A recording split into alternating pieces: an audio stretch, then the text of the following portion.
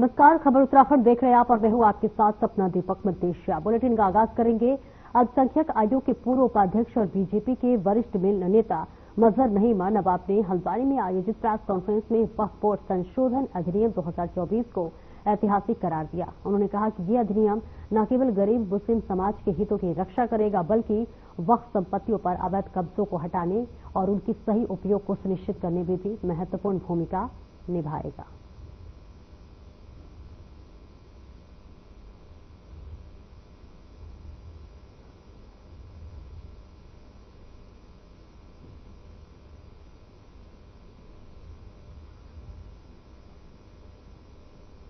देखिए, वक्फ बिल लगभग 1 वर्ष से लोकसभा में आया था, 1 वर्ष पूर्व, और जिसमें बाकायदा चर्चा हुई थी। चर्चा में एक संसदीय कमेटी का गठन किया गया था। विपक्ष की मांग पर ही संसदीय कमेटी का गठन हुआ था। उसमें संसदीय कमेटी ने 46 बैठकें पूरे भारत में की और सब लोगों से जानकारी, उस बैठक में हर किसी का पक्ष जाना और सबके जो सुझाव आए थे वो सुझाव शामिल किए गए।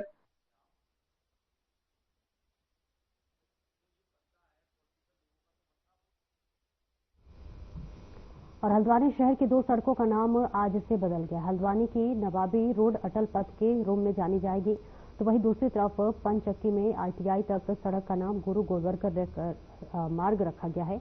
वहीं मेयर गजराज विश ने दोनों सड़कों का शुभारंभ किया। इस दौरान उन्होंने कहा कि गुलामी की याद दिलाने वाली सड़कों के नाम बदलने का प्रस्ताव नगर निगम के बोर्ड में आया था, जिसके बाद सरकार ने उसे स्वीकारा और नाम बदल दिया गया।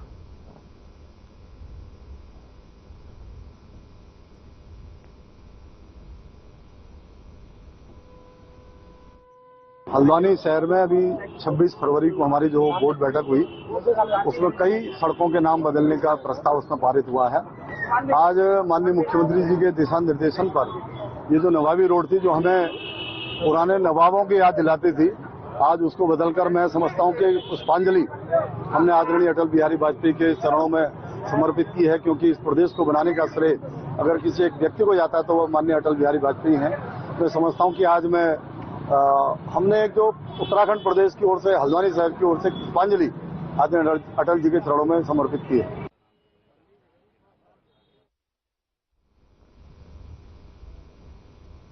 और उत्तराखंड चारधाम की यात्रा 30 अप्रैल से शुरू हो रही है, जिससे कि दृष्टिगत संबंधित विभाग तैयारियों को मुकम्मल करने की कवायद में जुट गए हैं। इसी क्रम में चारधाम यात्रा की व्यवस्थाओं की बेहतर किए जाने को लेकर उत्तराखंड शासन ने तमाम सचिवों के भ्रमण कर स्थलीय निरीक्षण भी जिम्मेदारी सौंपी है।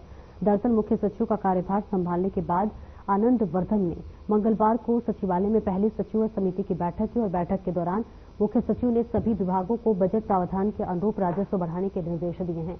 इसके साथ ही मुख्य सचिव ने पूंजीगत मद पर व्यय बढ़ने के लिए प्रयास के साथ विभागों की अपनी वार्षिक कार्य योजना पहले ही तैयार करने को कहा।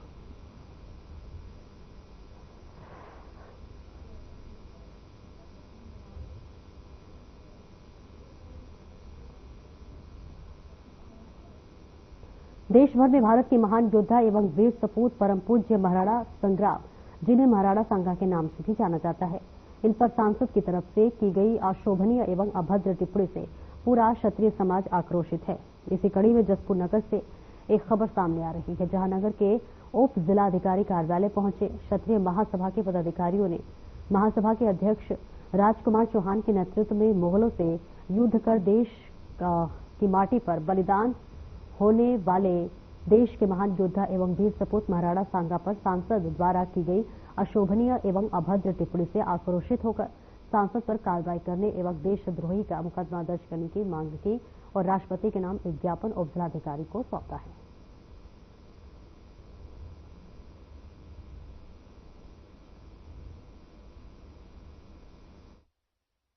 लोकतंत्र के मंदिर में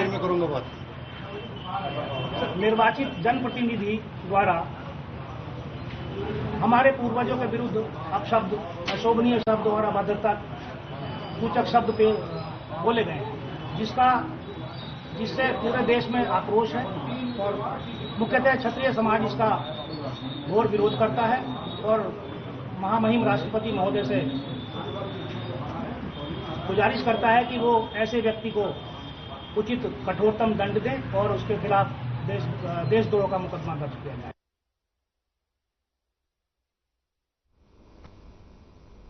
और देहरादून की मुख्य कार्यकारी अधिकारी नगर निगम नमामि बंसल ने शहर की सफाई व्यवस्था और डोर टू डोर कूड़ा कलेक्शन निस्तारण और यूजर चार्जेस की वसूली के संबंध में अधिकारियों के साथ बैठक के दौरान मुख्य कार्यकारी अधिकारी ने वार्ड पर भवनों का डाटा तैयार करने और डोर टू डोर कूड़ा कलेक्शन व कवरेज बढ़ाए जाने के भी निर्देश दिए हैं।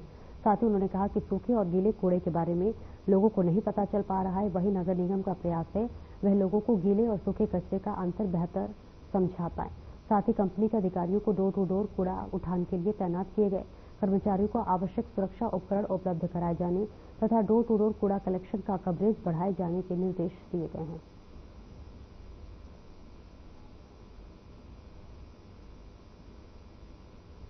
को देखते हुए और वैसे भी वृहद स्तर पर सफाई की व्यवस्था को और सुधारने हेतु प्रयास किया जा रहा है और इसमें सर्वप्रथम सबसे अहम भूमिका जनमानस की रहेगी कि वो अपने स्तर पर सोर्स सेग्रीगेशन में सहयोग करें और जो कि स्रोत पृथकीकरण की प्रक्रिया होती है उसमें बहुत ही बेसिक लेवल पर जो सूखा और गीला कूड़ा अलग अलग करने का कार्य किया जाना है उसमें जनमानस से यही अपील है कि वो अपने स्तर से इस कार्य को करें और बाकी अपने आसपास के सभी लोगों को भी प्रेरित करें।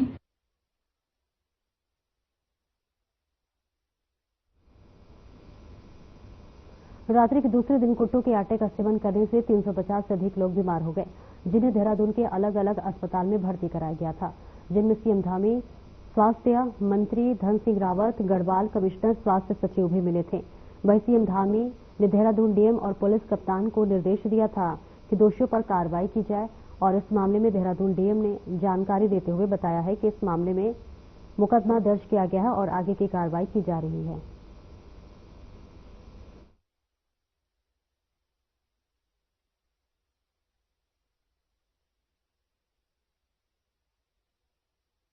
जहां पर डीएम ने मामले की जानकारी दी है और इस बीच बताते चले कि कुट्टू के आटे के सेवन से कई लोग बीमार पड़ गए हैं और इस पर डीएम जो है सख्त रुख अपनाते हुए नजर आ रहे हैं, जिस पर उन्होंने जांच के आदेश दे दिए हैं। आपको बताते चले कि नवरात्रि के मौके पर तमाम लोग जो है कुट्टू के आटे का सेवन करते हैं व्रत के समय में और ऐसे में कुट्टू के आटे में मिलावट भी देखने को मिल रही है, जिस वजह से अब कई लोग कुट्टू के आटे खाने की वजह से बीमार पड़ गए हैं और इस वजह से अब जिलाधिकारी पूरी तरह से अलर्ट मोड में नजर आ रहा है और इस वजह से कुट्टू के आटे की जो है जांच की जा रही है।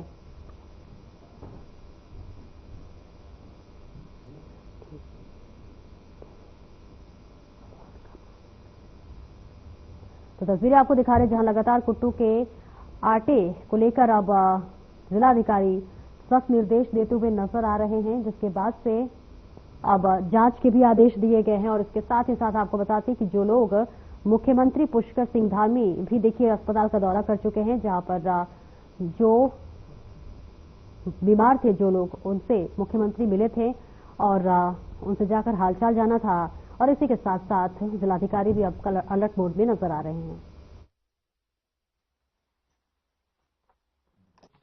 ये देखिए जो एलिज्ड कंटेमिनेशन से जो बकवीट के कंजम्पशन से कुछ केसेस सामने आए थे, तो उसमें ऑनरेबल सीएम की डायरेक्शंस पर त्वरित प्रवर्तन की कार्रवाई करते हुए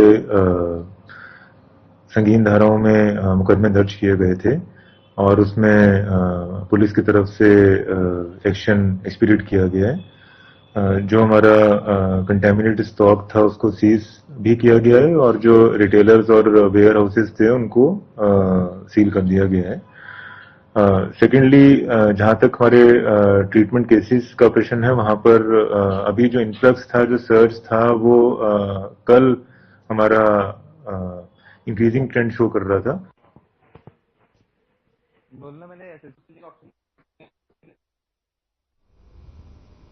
और वहीं कुट्टू के आटे के बने पकवान खाने से 2 दिन पहले ही देहरादून और हरिद्वार में 300 से ज्यादा लोग बीमार हो गए हैं। इससे पहले भी कुट्टू के आटे के कारण लोगों के बीमार होने के कई मामले सामने आ चुके हैं।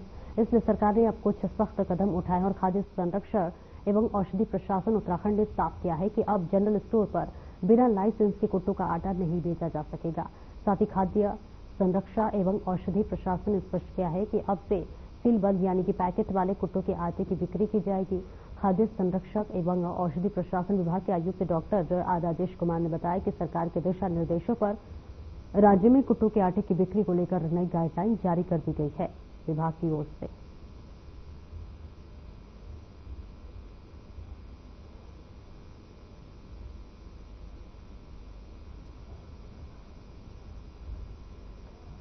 उत्तराखंड में सड़कों पर फिलिस्तीनी का झंडा लहराने का मामला सामने आया है, जिसका वीडियो भी सामने आया है। मामला हरिद्वार जिले के मंगलौर कोतवाली क्षेत्र का बताया जा रहा है। इस मामले में पुलिस ने मंगलौर कोतवाली में मुकदमा भी दर्ज कर लिया है। जानकारी के अनुसार आपको बता दें कि मंगलौर में फिलिस्तीनी झंडा लहराने का मामला ईद के दिन यानी कि 31 मार्च का बताया जा रहा है। शिकायतकर्ता ने बताया कि ईद की नमाज के बाद कुछ लोग मंगलौर हाईवे पर जुलूस के रूप में फिलिस्तीनी झंडा लहरा रहे थे, जिसकी सूचना विश्व हिंदू पार्षद को मिली थी। उसी के आधार पर आगे की कार्रवाई की जाएगी।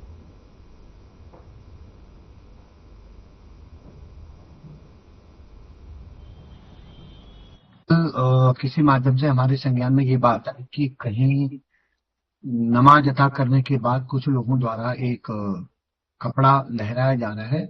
उसकी जांच जैसे बताया कि ये मंगलौर क्षेत्र का है, तो उस वीडियो की पुष्टि करने के लिए प्रथम दृष्टया हमने उसमें जांच अधिकारी को जांच सौंपी। चूंकि हमारे पास कंप्लेन भी है, जांच अधिकारी आज अपनी जांच रिपोर्ट देंगे, उसमें हम आगे तथ्य आने के बाद मुकदमा दर्ज करेंगे और जो आगे उसमें लीगल एक्शन लिया जाना है वो लिया जाए।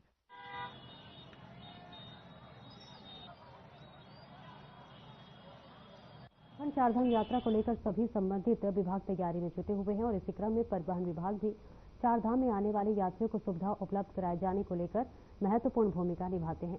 ऐसे में जहां एक और परिवहन विभाग की ओर से परिवहन निगम की 125 बसों को चारधाम यात्रा रूट पर संचालित करने का निर्णय लिया गया है, तो वहीं दूसरी ओर ट्रैफिक व्यवस्थाओं को दुरुस्त करने के साथ ही सभी वाहनें जो कि चारधाम यात्रा रूट पर संचालित होंगी, उन सभी वाहनों की व्यवस्थाओं की जिम्मेदारी भी परिवहन निगम पर है। आगामी 30 अप्रैल से चारधाम यात्रा शुरू हो रही है। वहीं ज्यादा जानकारी देते हुए परिवहन निगम की एमडी रीना जोशी ने कहा है कि आगामी चारधाम यात्रा को लेकर परिवहन निगम की तैयारियां पूरी हैं।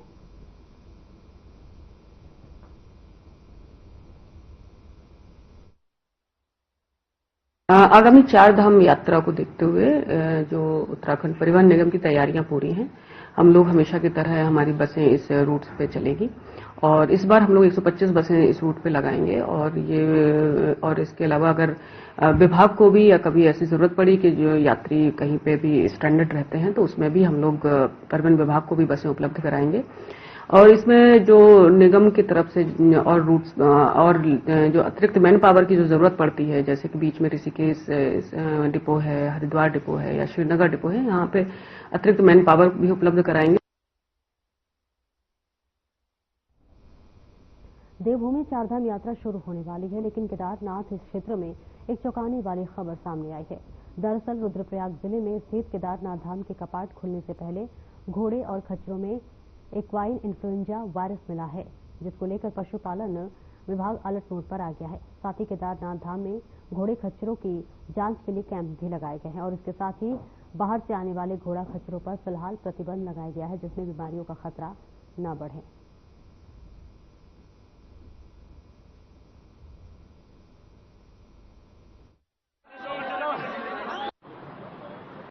यात्रा रूट पे जाने के लिए।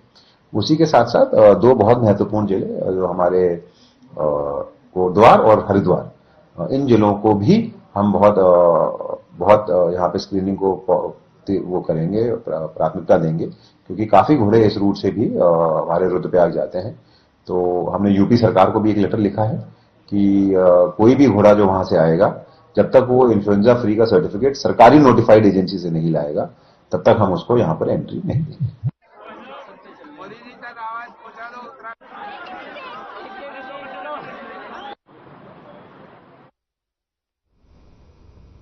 उत्तराखंड में चारधाम यात्रा जल्द ही शुरू होगी, जिसको देखते हुए शासन प्रशासन द्वारा पहले से ही तैयारी कर ली गई थी। तो वही यात्रा के दौरान कोई परेशानी यात्रियों को न हो, जिसको लेकर सरकार द्वारा कई बैठकें की। उसी की जानकारी देते हुए केदारनाथ विधायक आशा नौटियाल ने कहा कि प्रदेश सरकार का लक्ष्य है कि यात्रा में किसी भी यात्री की कोई परेशानी न हो, जिसको लेकर सरकार पूरी तरीके से गंभीर है।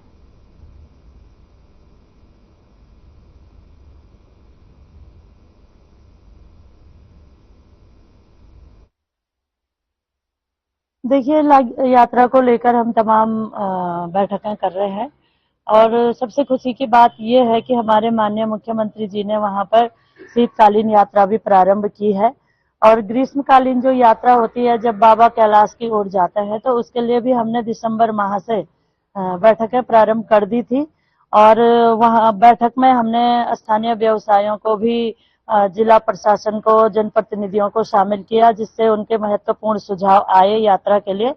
उन सुझावों को सम्मिलित करते हुए छोटी छोटी बैठकें प्रशासन द्वारा की गई, जैसे गौरीकुंड में, सोनप्रयाग में, हमारे सीतापुर और गुप्तकाशी, फाटा, तमाम जगह पे।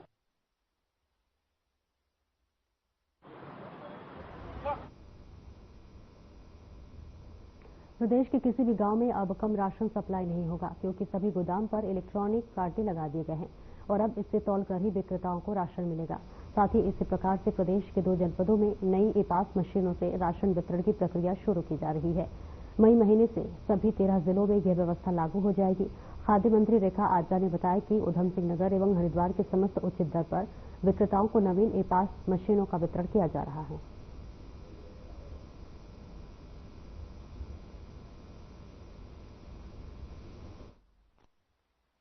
देखिए, भारत सरकार के द्वारा लगातार ये कोशिश है, भारत सरकार के द्वारा ये मैंडेटरी अब किया जा रहा है कि हमारे जो अब राशन का वितरण होगा वो ई-पॉस मशीन के माध्यम से होगा, जिसको लेकर हमने पायलट के रूप में गढ़वाल के अपने हरिद्वार जनपद में और कुमाऊं के अपने उधम सिंह जनपद में हमने इसकी शुरुआत कर दी है।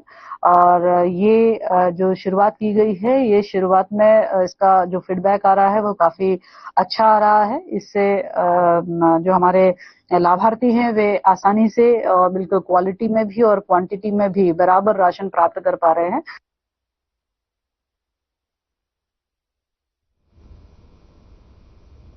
कांग्रेस के वरिष्ठ नेता केदारनाथ विधानसभा से पूर्व विधायक मनोज रावत ने प्रदेश सरकार पर कई गंभीर आरोप लगाए हैं। उन्होंने कहा कि रुद्रप्रयाग जिले के रुद्रपुर गांव में जबरदस्ती गोचर की भूमि पर 220 केवी उप संस्थान का निर्माण का प्रयास किया जा रहा है। उन्होंने कहा कि रुद्रपुर गांव में आज भी 200 से ऊपर परिवार रहते हैं जिनके पास करीब 500 से ज्यादा पशुधन है। इस गांव में यही एक गोचर भूमि है जिस पर भी निर्माण कार्य हो जाने पर गोचर के लिए कोई भूमि नहीं बचेगी। यही कारण है कि गांव के लोग भी इसका विरोध कर रहे हैं।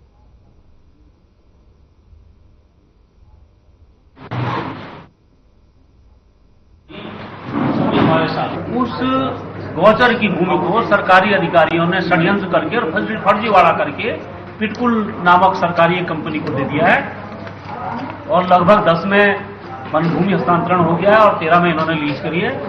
जो सुप्रीम कोर्ट के छत्तीसगढ़ सरकार बनाम पाकुड़ जागरण समिति निर्णय के विरोध में है। उत्तराखंड सरकार के जीओ हैं कि आप गौचर की भूमि नहीं दे सकते हैं, उसके बावजूद गौचर की भूमि धोखा गांव वालों से धोखाधड़ी करके सरकार ने ली है। ये ग्रामीण लोग हर स्तर पर अधिकारियों से लेकर के मुख्यमंत्री तक के।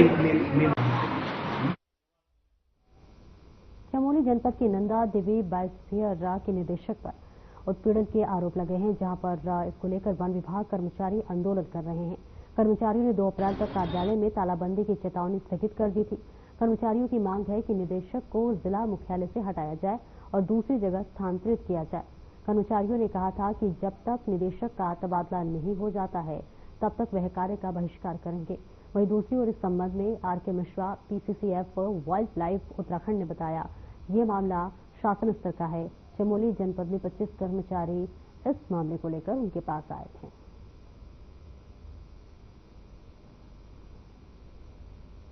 जो बातचीत हमने किया था वो तो डोमेन में है, क्योंकि ये लिखित में हमने मिनट्स ऑफ मीटिंग हमने निकाल दिया है और इसी हमारा मंथन सभागृह में उनका 25 कर्मचारी यहाँ पर आए थे और उसके अंदर वो लोग भी थे जिन्होंने शिकायत किए थे और उनका पूरी मौका दिया गया कि वो अपना शिकायत के बारे में सबको बताए और यहाँ पर ये बताया गया और महसूस किया गया कि हमारा जो कर्मचारी है उनके साथ अन्याय हुआ है और हमने उसको बड़ा स्ट्रांगली कहा है कि किसी भी कर्मचारी के खिलाफ किसी प्रकार का कोई अनावश्यक उत्पीड़न बिल्कुल नहीं होना चाहिए। सबका अपना इज्जत होता है। पर्यटकों के लिए आकर्षण का केंद्र रहने वाले रामझूला पुल के फर्श पर पड़ी दरारों को पीडब्ल्यूडी नरेंद्र नगर ने फिलिंग कर भरने का काम किया है, लेकिन ये फिलिंग लोगों के लिए मुसीबत बन गई है।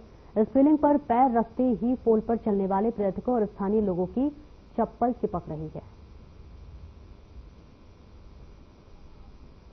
और तस्वीरें आपको दिखा रहे हैं जहां पर फर्श पर पड़ी दरारों की वजह से कई तरह के दिक्कतों का सामना श्रद्धालुओं को करना पड़ रहा है। इस बीच आपको तस्वीरें दिखा रहे हैं जहां पर राम झूला पोल के फर्श पर दरारें पड़ गई हैं, जिस वजह से लोगों की जो चप्पलें हैं वो चिपकती हुई नजर आ रही हैं।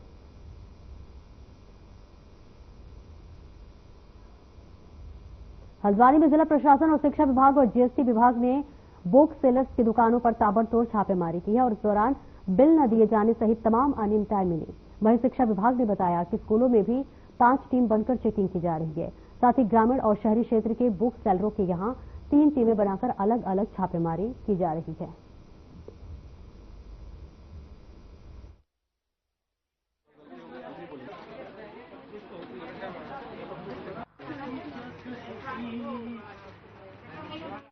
जहां पर बुक सेलर्स की दुकान पर देखिए ताबड़तोड़ छापेमार कार्रवाई जारी है।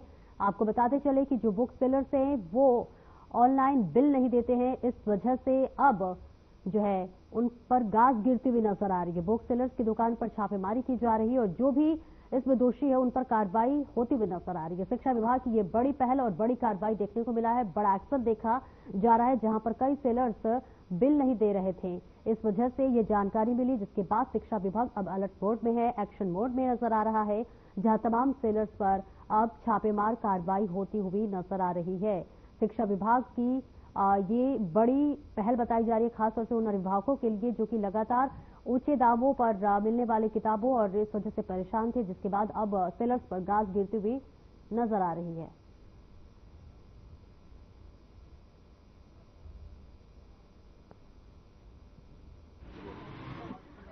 यहाँ पर हर साल पब्लिक स्कूलों की एक तो मनमानी है, जिसमें अपनी ही लिखी हुई किताबें यहाँ पर देते हैं। जब गवर्नमेंट ने एनसीईआरटी लागू कर रखी है तो एनसीईआरटी की बुक्स ही ये क्यों नहीं पढ़ाते हैं। एक्स्ट्रा ये अपने सब्जेक्ट हैं, अपनी बुक्स हैं, ये बार बार जोड़े जा रहे हैं और जिनमें इनका अपना एक कमीशन भी बना हुआ है। और जो गवर्नमेंट की जो गाइडलाइन है, गवर्नमेंट के गाइडलाइन को भी तो ये लोग फॉलो करें। आज जैसा कि नगर मजिस्ट्रेट साहब ने बताया है, प्रशासन के साथ मिलकर के आज दुकानों का आकस्मिक निरीक्षण किया गया, जिसमें जो अभिभावकों से शिकायतें मिल रही थी रेफरेंस बुक की, उनके ISBN नंबर सहित जांच की गई है और पूर्व में ही निर्देश दे दिए गए हैं। इसके साथ साथ जो है 5 टीमें मेरे द्वारा गठित कर दी गई हैं जो रेगुलर स्कूल में जाकर भी किताबों की जांच करेंगी। देखिए, आज शिक्षा विभाग के साथ और GST विभाग के साथ प्रशासन ने संयुक्त रूप से 3 टीमें बनाकर छापेमारी करी है और जितने भी यहाँ पे होलसेल वाले हैं या रिटेलर हैं उनके दुकानों की जांच करी है। तो प्रथम दृष्टया यह पाया गया है कि कुछ जगह पे जैसे बैठने की व्यवस्था है या पंखे इत्यादि की व्यवस्था है, क्योंकि गर्मी के दिन है, पानी और पंखे इत्यादि की व्यवस्था के लिए कहा गया है और साथ ही एक विस्तृत जांच भी की गई है। अभी जाके उसमें जांच पे जो भी अग्रिम कार्रवाई बनती है शिक्षा विभाग को उसके लिए निर्देशित किया जाएगा। एजुकेशन डिपार्टमेंट एंड प्रशासन के गाइडलाइंस के हिसाब से ही काम करते हैं। इससे भी ये चीज होती है कि 10 दिन में भीड़ इतनी हो जाती है कि हम उस समय बिल्स नहीं काट पाते हैं अभिभावकों के लिए। हम 5 अप्रैल में कह सकता हूँ सारे बुक सेलर्स 5 अप्रैल के बाद से बिल काटना स्टार्ट करते हैं। सारे स्टॉक की इन्वेंट्री मेंटेन होती है। सिर्फ 10 दिन के ड्यूरेशन में क्या होता है कि हम बिल्स नहीं काट पाते क्योंकि भीड़ ज्यादा होती है। आर्मी वाले हैं बहुत सारे, उनको सब बिल्स लगाने के लिए चाहिए होते हैं, क्लेम करने के लिए। तो हम 5 अप्रैल के बाद सबको बिल देते हैं। तब भी हम एक डे टू डे पर्ची देते हैं जिसमें बिल नंबर होता है। उसी बिल नंबर के आधार पर हम 5 अप्रैल के बाद से बिल काटना स्टार्ट करते हैं क्योंकि तब से भीड़ छड़ जाती है। देखिए, अभी जैसे हमारा नया सत्र शुरू हुआ है उसके बाद से हम लोगों ने स्कूल्स के साथ बैठक की थी और शिक्षा विभाग के माध्यम से कई निर्देश भी जारी किए थे। कुछ शिकायतें प्राप्त हुई थी, 2 ईमेल आईडी हमने जारी की हैं। उसी क्रम में कुछ बुक्स को लेकर, यूनिफॉर्म को लेकर शिकायतें मिल रही थी विभिन्न माध्यमों से। उसी क्रम में शहर में जितने भी बुक सेलर्स हैं उनकी जांच की जा रही है। 3 टीमें आज बनाई गई हैं और उसमें प्रथम दृष्टया ये देखा जा रहा है कि जैसे इनके द्वारा बिल्स जो है वो कस्टमर को नहीं दिए जा रहे हैं, कस्टमर भी जो है वो बिल नहीं मांग रहा है। ये भी अपने आप में जागरूकता का एक प्रश्न है।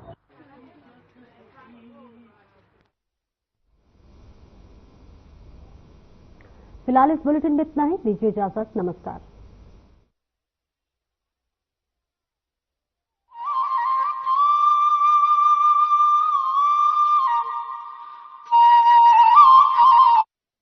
प्यार